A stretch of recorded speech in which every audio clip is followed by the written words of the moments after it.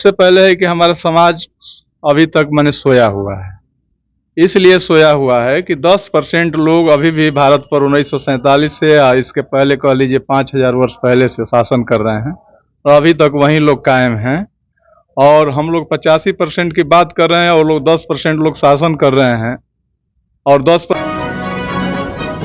सुदर्शन सिंह मौर्य। जगदेव प्रसाद बाबू जी को आप कैसे देखते हैं? जगदेव प्रसाद शोषितों और दलितों के मसीहा हैं। जब घोर अंधकार था भारत पर, मनुवादियों का परचम लहरा रहा था और इस देश के 90% लोगों के साथ जुल्म और अत्याचार का बोलबाला था, चरम सीमा पर था, उस समय हमारे महापुरुष जगदेव प्रसाद उस घोर अंधकार में एक तारे के रूप में, चमकता हुआ एक सितारा के रूप में पैदा हुए इस देश में और शोषितों और दलितों के लिए बहुत ही मजबूती के साथ इन्होंने लड़ाई लड़ा और अपनी जो शहादत दिया 5 सितंबर को। और हम उनको क्यों मारा गया? उनको इसलिए मारा गया, संसार में मंच पर 2 ही लोगों को मारा गया है। एक रूस का लेनिन था और दूसरा भारत का जगदेव, जो लाखों जनता के बीच में मंच पर गोली, संसार में 2 ही लोगों को मारा गया है, प्रशासन के सामने, वही प्रशासन मरवाई। तो जगदेव बाबू को भारत का लेनिन भी कहा जाता है। और एक रूस का लेनिन था जिसको गोली मारा गया था मंच पर। तो हमारे देश में भी जगदेव बाबू जो दलितों शोषितों की जो लड़ाई लड़ रहे थे, इससे मतलब मनुवादियों में बहुत रोष व्याप्त था। इस कारण से इस जो है शोषितों और दलितों के सूरज को अस्त करने के लिए इन लोगों ने मरवाया। मेरा नाम अमर कुशवाहा पड़ेगा। ये शहादत दिवस कैसे मनाया जा रहा है?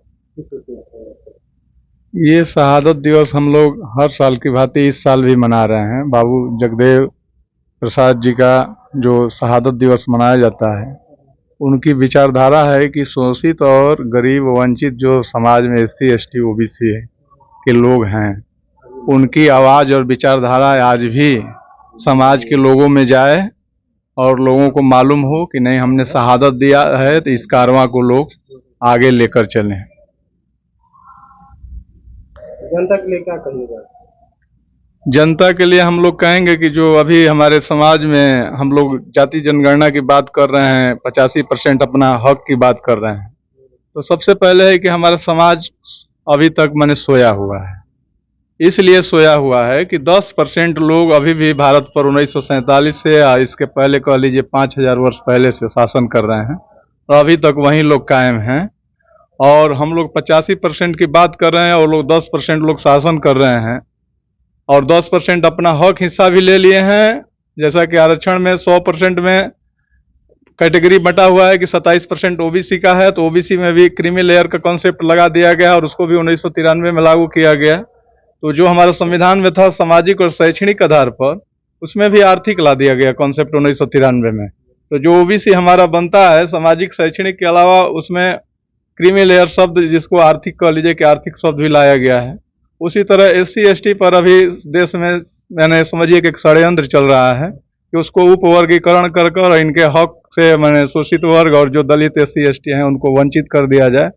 और जो अभी जैसा कि हमारे प्रोफेसर सर बताया कि 10% उन लोगों को दिया गया है, तो 10% में सिर्फ आर्थिक ही नहीं है, उन सबों का जाति भी है। अगर हम उस वर्ग में आते हैं, अगर तो जाति में है कि राजपूत, ब्राह्मण, मान लीजिए जो भी ऊपरी क्लास की जातियां हैं, तो उन्हीं लोगों को 10% मिल रहा है। ये नहीं है कि हम उसमें इंटर कर जाएंगे, हमको अभी उसकी अभी लड़ाई लड़ना है, तो हमारे लोग हैं नहीं तो लड़ेंगे नहीं। और हम लोग मान लीजिए जितनी जातियां हैं SC ST OBC के 85%, तो 85 जगह नहीं 8500 लोग दल बनाकर इंडिया में लड़ रहे हैं।